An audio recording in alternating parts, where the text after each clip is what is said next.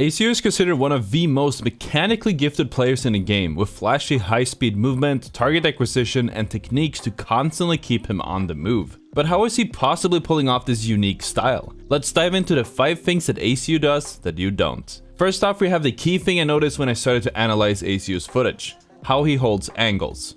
Unlike most players, who at best kind of haphazardly throw themselves against a piece of cover when they see an enemy, or just engage them in the open, Aceu tries to predict where enemies will come from. If he's close to the angle the enemies are going to emerge from, he usually tries to back off and then hold the same angle to blast them with damage as they peek the corner. This is most likely a habit that he has learned coming from the tactical shooter Counter-Strike, which is 99% angle holding. Even though the enemies usually have a peeker's advantage, there's usually a lot of angles Aceu can be holding from, and in the vast majority of cases, the enemies are oblivious to the fact that anyone can be holding an angle, and as such never take any precaution. They just roll into his sights with no care in the world and instantly take a face full of lead. You'll probably notice this yourself the next time you watch Aceu stream or videos. There are usually little pauses in his gameplay when he knows where an enemy is going to come from, but instead of moving up and taking the angle or space, he instead calmly places his crosshair where he thinks they will pop out and simply waits. It might seem like a mountain to climb if you want to add this to your own gameplay, but I started doing it in a recent video of mine and instantly saw results. Enemies are predictable and will usually push you,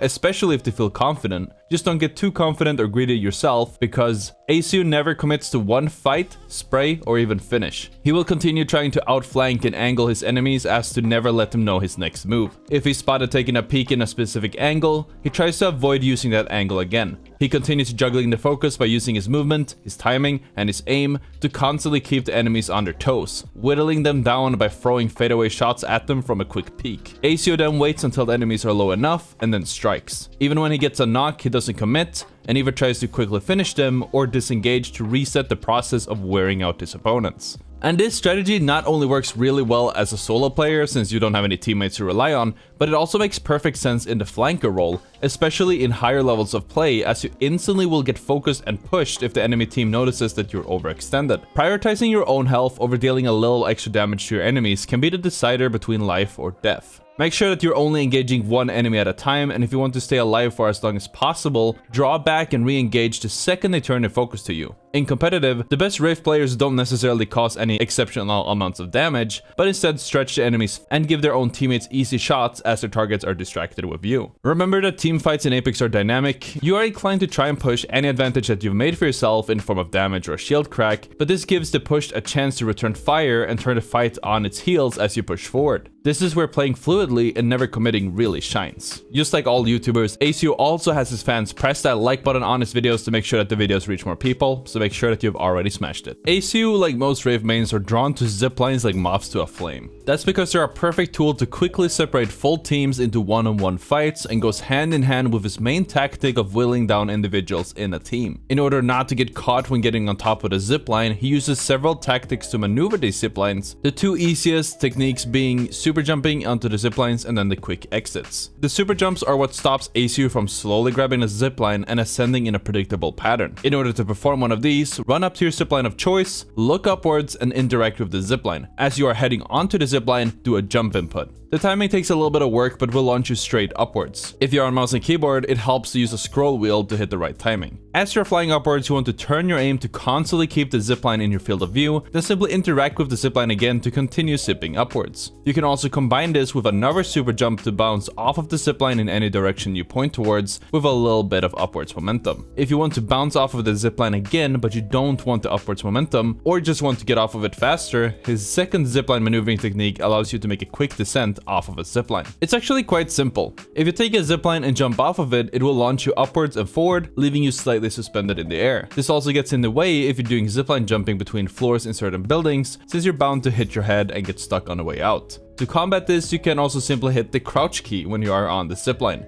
This also launches you off of the zipline in any direction you point, but instead of bouncing you upwards, it sends you forward with a slight downward momentum. Mastering zipline dancing comes down to mastering the feel of the two zipline exits, since you'll have to know which one to use when you are in between floors. Aceu works with the cover placed on the map to outplay his opponents. He always tries to cut off enemies' peaks by predicting their next move, and never stays in one place as to avoid them from focusing him down. What happens if our beloved gamer finds himself in the open without any real cover to use in order to separate his enemies? Fighting himself in the open, Aceu loses his advantage of having cover to play around, and while there is cover scattered around the maps even in the most open areas, he can't abuse verticality and has very few limited options in how to approach the game. If a full team pushes, odds are he can't hold all of them off at the same time without taking unfavorable trades and getting focused by all three. So what does he do? He runs. When playing solo, if Aceu finds himself in a situation where he can't whittle down his opponents using his tactics, he simply removes himself from the situation, hoping that the same enemies will pursue him, ideally leading them into another team to third party them and give them some space, or lead them into an area that he can set them up and then deal with them one at a time. And I know what you're thinking, what is the point of these no-fill antics in more serious modes, such as ranked? Well, funny you should ask, because Aceu has been absolutely farming Predator lobbies as of late. And he's still using these strategies, maybe with some slight modifications. This playstyle of taking space, working around angles, and trying to never overcommit actually is most suited for competitive or ranked play, and becomes increasingly viable the less sweaty the pubs are, i.e. pubs. When Aceu plays in higher tier Predator ranked, he plays the exact same way you would imagine, staying close enough to his team that they can back him up,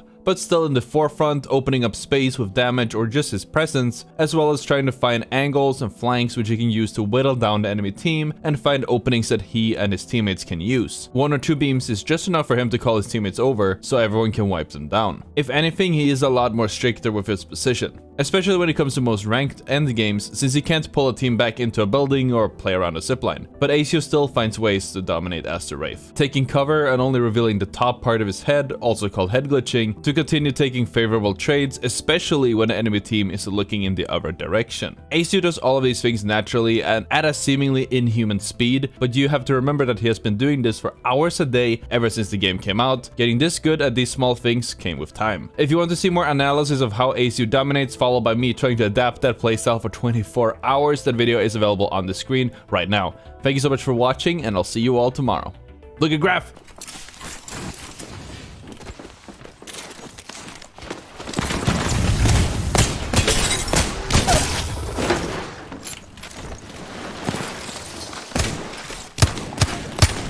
Oh my god, it's so confusing!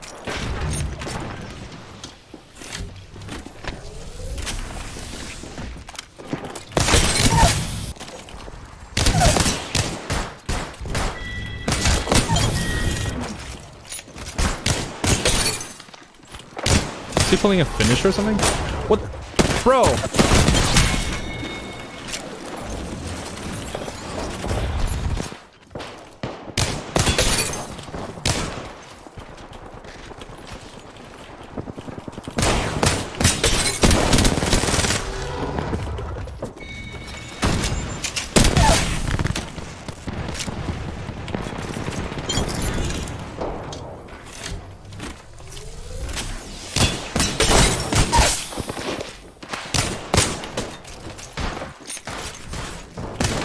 I'm lagging, believe it or not.